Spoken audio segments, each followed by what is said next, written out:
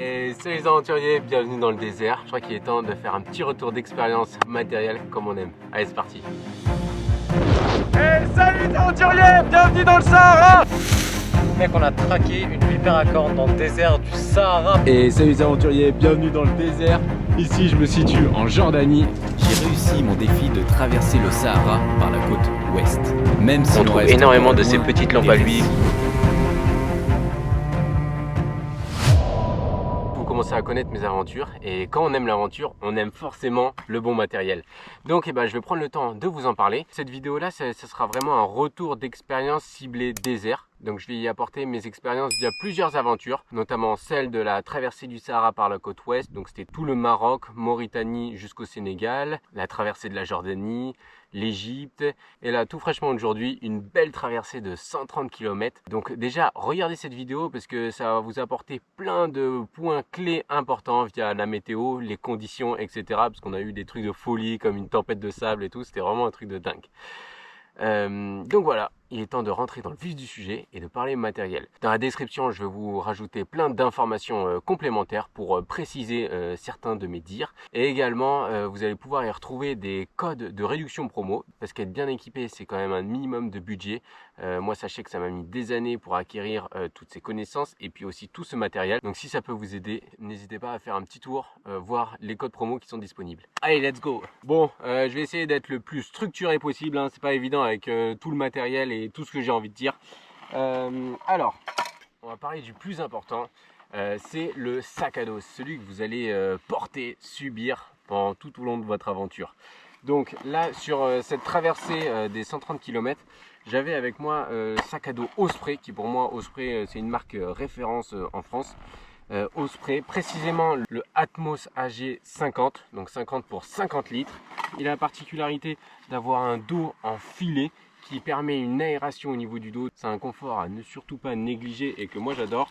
La sangle abdominale est vraiment designée pour épouser les formes de votre corps. Et ça fait que le poids est vraiment très bien réparti autour de vos hanches et c'était vraiment un confort de marche que j'avais pas découvert avant. C'est la première fois que j'ai la chance d'avoir un Osprey et je remarque vraiment une énorme différence, un confort de marche que j'avais pas avec mes autres sacs à dos précédents. Après, les fonctionnalités qu'il y a à l'intérieur, c'est assez classique, on retrouve plus ou moins les mêmes choses, hein. Mais c'est vraiment cette sangle qui vient épouser le corps, ce dos enfilé, qui pour moi fait toute la différence. Et du coup, un bon maintien va vous permettre de pouvoir encore plus charger votre sac à dos. Ce sac à dos là, vous pouvez notamment le retrouver sur la boutique en ligne Explore Outdoor. C'est là-bas que je l'ai eu et vous allez voir, c'est une boutique géniale. Ils vont pouvoir aussi cibler avec précision vos besoins et vous donner des conseils vraiment précis. Donc n'hésitez pas à leur faire aussi le bonjour de ma part. Donc maintenant qu'on a vu le sac à dos qui est la pièce maîtresse, on va voir maintenant le couchage. J'ai ce magnifique bijou de chez MSR, la tente une place, précisément la Uba NX. C'est une tente vraiment très qualitative et robuste que j'ai maintenant depuis au moins 6 ans. Elle a du vécu, mais surtout je la prends pour sa légèreté. C'est une tente portante. Dans le désert, je vous conseille d'avoir une tente portante. L'expédition d'aujourd'hui, comme je vous l'ai dit tout à l'heure, je suis avec Johan Leroux, donc on est en binôme pour cette expédition. Et lui avait une tente non portante et en fait j'ai tout de suite vu la différence et l'importance d'avoir une tente portante qui justement permet une structure à la tente. Parce que au pire je vous mets une vidéo, ça parlera d'elle-même et vous allez tout de suite comprendre.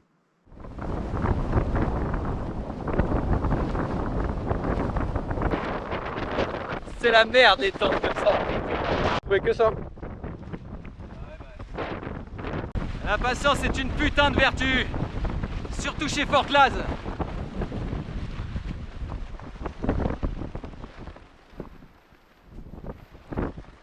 Voilà, donc dans le désert, prenez une tente portante. Pour le tapis de sol, j'ai le vieux, le classique, le tapis de sol Thermarest Z Lite. Très bon tapis de sol que j'ai notamment utilisé pour ma traversée des Pyrénées à pied. Donc vous vous souvenez, la différence entre tapis de sol en mousse et tapis de sol gonflable, c'est que les tapis de sol en mousse, le air value est plus faible, mais ils sont vraiment beaucoup plus résistants. On va pouvoir vraiment les mettre sur des pierres et ne pas se soucier de ce qu'il y a en dessous. Alors que les tapis de sol gonflables, va falloir faire plus attention. mais vous aurez un meilleur confort et un meilleur air value.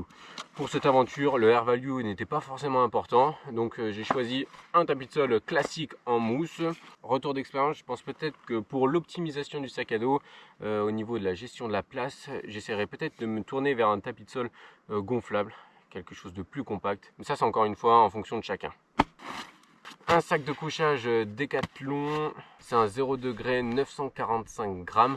Donc très bon sac de couchage. Par contre là, pour les conditions dans lesquelles nous étions, donc là on est dans le sud du Maroc, janvier et février. La nuit j'ai eu froid.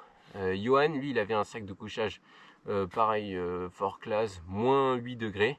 La nuit il avait chaud. Donc voilà, peut-être que je vous conseillerais plus de prendre l'alternative, le moins 5. Ou alors, prenez un 0 degré, mais couvrez-vous bien la nuit. Et vous verrez plus tard dans les habits ce que j'avais sur moi. Avec le sac de couchage, vous avez votre petit sac à viande, votre petit drap. Maintenant qu'on a vu les éléments du couchage, avant de passer aux habits, je vais rapidement vous parler des bâtons. Donc les bâtons de marche, c'est vraiment un allié précieux si vous voulez faire des longues distances et aussi avec des charges assez lourdes. Ça va vous permettre de surtout sauvegarder vos genoux et vous alléger dans votre marche. Donc dans mes précédentes aventures, j'avais les bâtons de marche Cramperdale, dont j'ai toujours vanté leur robustesse. Là, cette fois-ci, j'ai des bâtons de marche Simalp, qui sont eux beaucoup plus légers et par conséquent plus pratiques. Très bon bâton, solide, avec des pointes bien solides qui ont enquillé la marche et la lourde charge des sacs à dos.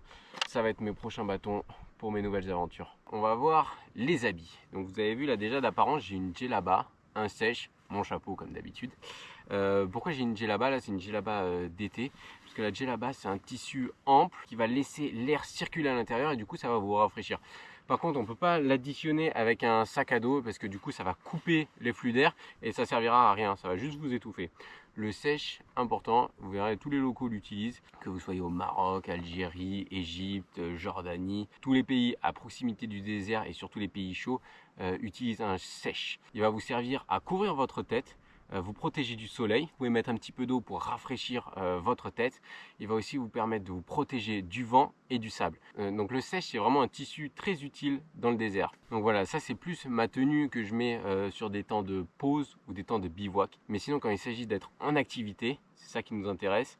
Vous allez voir, j'ai des habits beaucoup plus techniques. Alors ils sont là. J'ai tendance à tout centraliser mes affaires et là tous les habits sont rangés dans un vieux sac. Pour cette aventure, j'ai eu la chance, grâce à Johan, il a réussi à nous dégoter un partenariat avec la marque Simalp. Et du coup, au travers de cette aventure, j'ai eu la chance d'expérimenter du nouveau matériel que je connaissais de vue et dont j'avais pas forcément l'opportunité encore d'essayer. Donc je vais vous faire un retour d'expérience. Bon, déjà moi je m'habille, j'ai un t-shirt parce que j'aime bien avoir un t-shirt, voilà c'est tout, que je vais venir additionner avec une chemise. Donc ça c'est la chemise de chez Simalp, une chemise très technique, vraiment pratique, très légère et puis surtout robuste, avec des poches que je trouve assez pratiques. Vous en avez une là, une poche secrète, etc. Et puis surtout vous avez une bonne aération au niveau du dos. C'est important d'avoir une chemise, c'est tout simplement en fait important de vous couvrir les manches pour vous protéger du soleil. En plus la chemise elle a une protection anti-UV, c'est des éléments à pas négliger. Je mets t-shirt, chemise, la chemise je la laisse ouverte comme ça, ça vient faire cet effet de ventilation que m'apporte une djellaba quand je n'ai pas le sac à dos. C'est pour cette raison que je mets t-shirt, chemise. Le pantalon, que j'ai un pantalon en dessous, c'est pantalon pareil, Simalp, pantalon modulable, robuste, rien à dire, c'est nickel. Pour ce qui est des chaussettes, c'est des petites chaussettes comme ça, pareil, Simalp, qui sont très légères. J'ai deux paires de chaussettes en laine mérinos, donc il faut les prendre bien fines, comme ça elles ne vous tiennent pas trop chaud. Et surtout la laine mérinos, ça permet de ne pas garder les odeurs et de sécher rapidement. Bon là, vous n'avez pas de contrainte au niveau du séchage. C'est vraiment ce que je vous conseille, d'avoir des petites chaussettes en laine mérinos pour le désert. Tout comme le caleçon d'ailleurs, c'est pas un caleçon Simalp, lui c'est de chez Fort Class, parfait, qui ne tient pas les odeurs. Faut d'ailleurs que je le change parce qu'il commence à y avoir quelques trous. Pour ce qui est du pyjama, j'utilisais, voilà, c'est comme des collants qui apportent une isolation thermique, le bas, le haut, de chez Simalp. Donc vous voyez, ça c'est vraiment la combinaison du bon pyjama, tout doux, comme ça c'est agréable. Et vous mettez dans votre sac de couchage. Comme je vous ai dit, parfois j'avais froid dans mon 0 degré. Du coup, j'ai additionné une doudoune. De toute façon, la nuit sur les temps du bivouac, là en cette saison, janvier, février, même décembre, il fait très froid. On a eu des ressentis jusqu'à 2 degrés, donc pour vous dire, il fait vraiment bien froid. Le soir aussi, si j'avais froid pour dormir par exemple, j'avais mon petit bonnet très léger, North Face, très pratique, très doux. Un deuxième t-shirt et une deuxième chemise, ça sera plus pour le retour dans l'avion je pense, histoire de sentir un peu bon. Et pour ce qui est des chaussures, regardez, elles sont là. C'est chaussures Ford Class, série sable. Étonnamment surpris, le sable ne rentre pas, le sable n'est pas rentré. C'est simple, du tissu, j'ai pas eu trop chaud à l'intérieur. Au dernier jour de l'aventure, la petite chaussure de Johan. Ah, déjà, on voit que la colle se décolle un peu, mais bon, ça arrive sur beaucoup de chaussures. Il devrait mettre juste de la couture ici. Mais surtout, je suis en train d'avoir le talon qui va se barrer là. C'est voilà, doucement, doucement. Tire Ah. surtout pas trop dessus parce que sinon je vais finir à Ta chaussette là? Bon, les chaussures elles sont... C'est de la merde. Elles sont bien mais trop fragiles. C'est vraiment une utilisation très court terme. Bon, je pense qu'elles seront encore en bon état. Mais je serais pas serein de les reprendre vraiment sur une autre traversée. On a tendance à les oublier, les petites claquettes, très important sur les temps de pause, les temps de repos, les temps du bivouac. C'est important d'enlever ses chaussures, ses chaussettes, de laisser les pieds s'aérer, les claquettes pour avoir un bon confort. La nuit aussi, si vous voulez sortir aller uriner, pour ne pas se prendre une petite épine d'acacia sous les pieds, les claquettes. Donc maintenant que vous avez vu le sac à dos, le couchage, les vêtements, on va voir l'eau et la nourriture. L'eau dans le désert, c'est un trésor. Il ne faut pas le gaspiller. Il faut faire attention et il faut surtout en prendre beaucoup parce que votre corps il va en réclamer. Donc pour ça, ça sera propre à chacune de vos aventures en fonction de vos points de ravitaillement, mais c'est toujours très important d'anticiper ces points d'eau et de prévoir aussi un petit peu plus large. Pour l'eau, il faut toujours avoir au moins 3 systèmes pour pouvoir la boire. Le premier, ça va être de la faire bouillir dans un contenant. On verra dans le module de la cuisine plus tard le contenant en question. Le deuxième, ça va être les pastilles de purification qui sont dans ma trousse pharmacie. Et le troisième, ça va être la filtration. J'ai une gourde filtrante de la marque Oco. D'ailleurs, un petit peu soif. Quand je vous dis avoir 3 systèmes de filtration, c'est pas utiliser les 3 d'un coup, mais c'est surtout avoir 3 options différentes. Voilà, en fonction des situations. Personnellement, la plupart du temps, j'utilise qu'une seule de ces options, mais je sais qu'en cas de besoin, j'ai 3 possibilités. Ici, pour cette aventure, on utilisait principalement la gourde filtrante, qui est une gourde de la marque Oco, qui a fait le travail. En fin d'aventure, le débit est un peu plus faible, ce qui est normal, c'est parce que dans le filtre, à l'intérieur, toutes les saletés que vous n'avez pas bu, et ben, elles s'accumulent à l'intérieur. Donc c'est normal, c'est la durée de vie du matériel qui s'use. Elle en a vu des puits bien dégueulasses. L'eau pour ce soir. Pour ce qui est de la nourriture, on arrive au terme de cette aventure, donc il n'y a presque plus rien, et ce qui est normal. Donc on fonctionnait comment? Le matin, on avait un petit déj lyophilisé. Le midi, la nourriture sèche, donc viande sèche, fromage, ou alors du pain, des gâteaux, etc. Le soir, c'était un bon gros repas lyophilisé, et dispersé dans la journée, on avait 2 barres énergétiques. Ça, c'est le petit déjeuner pour demain matin qui me reste. 591 kilocalories, donc c'est vraiment un petit déj qui vous met la patate, donc ça c'est super. Et moi mes préférés, c'est les Tactical Food Pack. Celui-là maintenant il fait office de poubelle parce que c'est toujours important, vous arrivez dans un endroit, vous ne laissez rien, d'accord? Pas de déchets qui traînent, faut tout ramener avec soi. Donc cette nourriture là lyophilisée, tout comme le sac à dos, vous pouvez la retrouver sur le site de la boutique en ligne Explore Outdoor et leur faire le bonjour de ma part. Ils vous donneront aussi plein de conseils spécifiques en fonction de votre aventure et de vos besoins. Toujours au fond du sac, j'ai tendance à avoir une petite, petite survival ration, truc que j'aime pas trop parce que c'est très sec mais très nutritif, et ça en général dans mes aventures j'en ai toujours une au fond du sac que je n'utilise jamais, mais c'est vraiment en cas de grande nécessité. Le café, le sucre, le thé, et un truc de génie vraiment, ça c'est une grande découverte. Le iced tea comme ça, c'est vraiment ça, c'est pour 2 litres d'eau et ça vous met la pêche. C'est fou. Cheers mec. Pour ce qui est du module de la cuisine, il se compose simplement d'un contenant en titane ultra léger pour pouvoir rapidement faire bouillir l'eau pour les repas lyophilisés. D'ailleurs, pour le réchaud, suivant les pays, il ne sera pas compatible. Ici, on n'a pas réussi à trouver de bonbonnes camping gaz, donc on a dû en racheter un sur place. Et sans oublier une tasse et une théière pour faire du bon thé au coin du feu. Maintenant qu'on a vu comment rendre son corps autonome grâce à l'eau et la nourriture, on va voir l'autonomie électrique, celle pour tous nos appareils électroniques, comme la caméra qui est en train de filmer. Et pour ça, quoi de mieux qu'une ressource infinie qui est à notre disposition, le soleil. Donc moi j'utilise un panneau solaire. Il est où? Ah, un panneau solaire indestructible, parfait pour les aventures. J'utilise les produits de la marque Sunslice. Souvent tout ce qui est électrique, panneau solaire, on a du mal à choisir parce qu'on sait que c'est fragile. Là, il n'y a pas de souci à se faire. Celui-là, il en a vu des vertes et des pas mûres. Il est monté à plus de 4000 mètres d'altitude dans le froid. Et là, ça fait plusieurs fois qu'il parcourt avec moi plusieurs déserts. Et il m'a toujours pas lâché. Là, j'ai additionné une petite poche ici pour y intégrer la batterie. Parce que quand vous utilisez un panneau solaire, il ne faut pas venir directement le brancher à vos appareils électroniques, ça risque de les endommager. Donc pour ça, vous allez y brancher une batterie. Le choix du panneau solaire, ça va vraiment être en fonction de vos besoins. Personnellement, j'ai la caméra GoPro pour filmer mes aventures, mon téléphone pour filmer et aussi me repérer, et également 2 lampes frontales électriques. Donc voilà, c'est important d'abord de cibler vos besoins pour après adapter le matériel. Donc ici, j'utilise un panneau solaire de 12 watts qui est suffisant avec le matériel que j'ai évoqué pour mes besoins. Je viens y additionner une batterie de 10 000 mAh et j'en ai une autre dans le sac. C'est un peu la petite batterie secours, une petite batterie de 5000 mAh, toujours de la marque Sunslice. Donc en fait, ce que je fais, c'est que je mets mon panneau solaire sur mon sac à dos. Je viens brancher ma batterie ici. Ça c'est le connecteur de charge, il y a 2 ports USB, mais pour optimiser la charge, je vous conseille d'en utiliser un seul.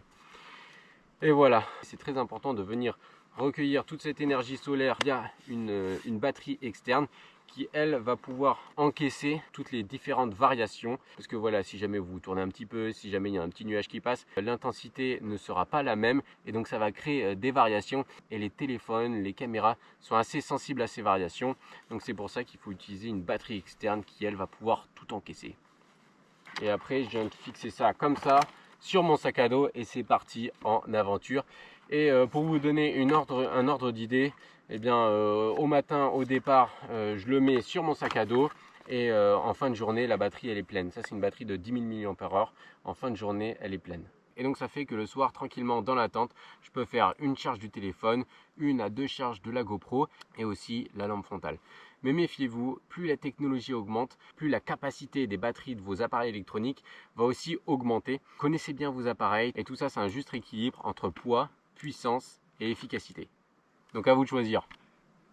Tac. Pour filmer, j'utilise la GoPro 9 Black avec tout le kit qui est à l'intérieur. Module média, parfois la nuit avec le petit flash. J'ai aussi plusieurs cartes SD et aussi un petit outil très indispensable que j'ai un peu partout dans mes affaires. C'est un AirTag qui permet de géolocaliser mes affaires si jamais je les perds ou si jamais on me les vole. Donc méfiez-vous, je vous retrouverai. Ça c'est super, ça m'a d'ailleurs sauvé la vie la dernière fois en septembre quand avec Solal on est parti en Mauritanie pour aller traquer la vipère à cornes.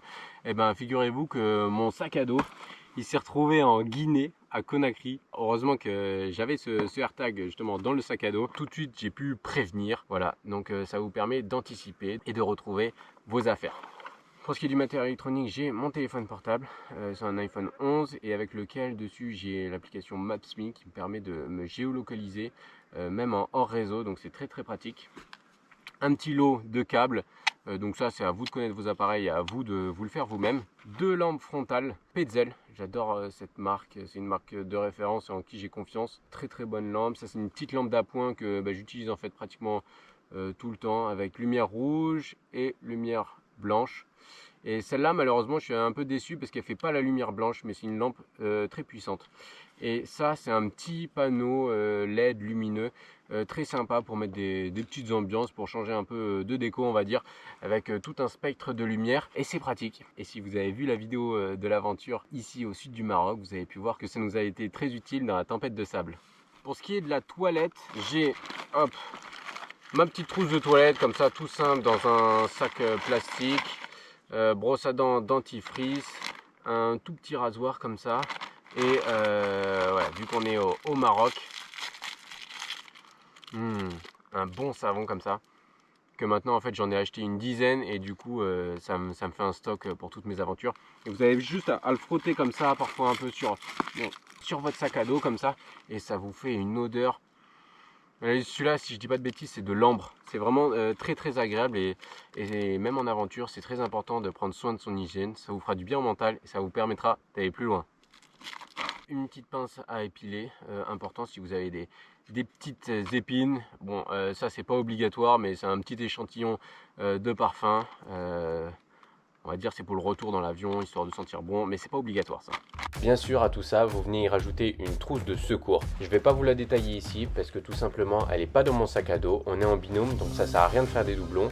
La trousse de secours, c'est un élément très important que l'ensemble du binôme doit connaître sa composition par cœur pour être le plus efficace possible en situation d'urgence. Et n'oubliez pas, il existe des formations pour ça. Personnellement, je suis passé par soins rando survie, des médecins très compétents qui m'ont notamment préparé avant que je parte pour mon aventure dans l'Amazonie. Et d'ailleurs, vous pouvez même bénéficier d'une réduction pour leur prochaine formation. Dans les berges, ouais, allez, vous avez vu le retour? Ça va. J'ai aspiré, voir si j'avais un retour veineux. Allez, on se retrouvera là-bas. Mais pour l'instant, dans mon sac à dos, parmi tout ce matériel de soins et d'hygiène, je vous conseille vivement d'y rajouter une crème solaire et un baume pour les lèvres. Je me suis déjà fait brûler beaucoup de fois par le soleil et j'ai pas envie de renouveler l'expérience. Et toujours pour se protéger du soleil, pensez à prendre des bonnes lunettes de catégorie 3 ou 4, parce qu'ici, avec la réverbération sur le sable, ça brûle. Et suivant les zones géographiques où vous vous situerez, peut-être qu'un masque de ski pour vous protéger des tempêtes de sable est une bonne option.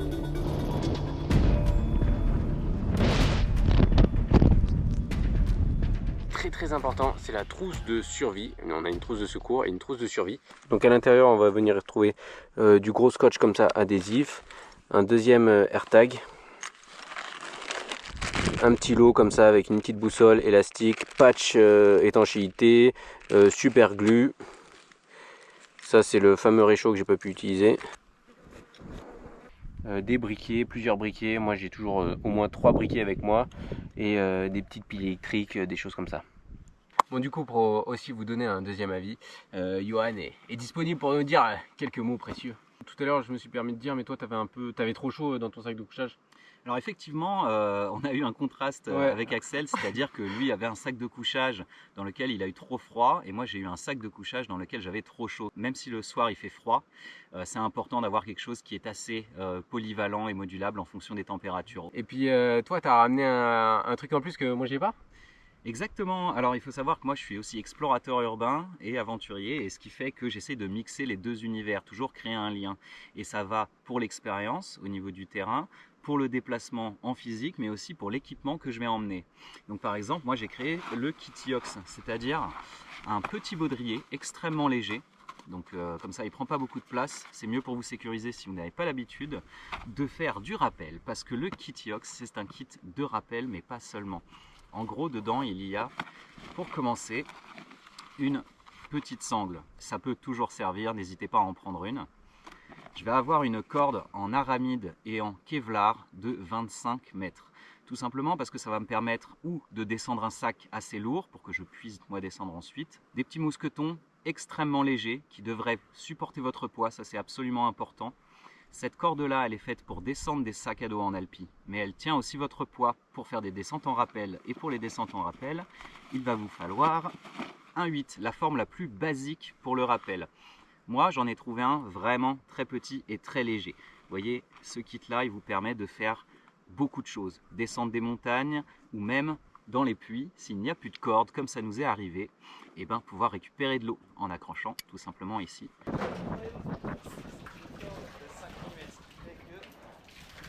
Moi, j'ai vraiment essayé de faire un kit qui soit le plus polyvalent, le plus solide et le plus léger possible. Donc avec ça, je crois que tu peux partir à l'aventure vraiment où tu veux. Pour moi, c'est un go partout. Ok, super. Si jamais il y a des personnes qui sont intéressées, comment elles font pour avoir ce fameux kit? Eh bien c'est très simple, n'hésitez pas à m'envoyer un message via les réseaux sociaux. Je vais pouvoir vous donner les informations sur le nouveau matos qui vient de sortir, mais toujours dans la dynamique d'un kit extrêmement léger qui peut ou vous sauver la vie ou vous faire gagner du temps. Et je crois que ça c'est très important quand on part à l'aventure comme nous. En parlant de ça, je crois qu'il est temps d'y aller aussi. Et d'ailleurs, ça fait plus de 2 heures qu'on est là et je crois que le soleil est suffisamment bas pour qu'on continue notre aventure. Allez, c'est parti. N'oubliez pas de vous abonner et de laisser un commentaire si vous avez la moindre question, que ce soit sur les réseaux d'Axel ou les miens. Allez, il est temps de repartir à l'aventure. Let's go. Ciao. Let's go. Et comme on dit ici, yallah. Yallah.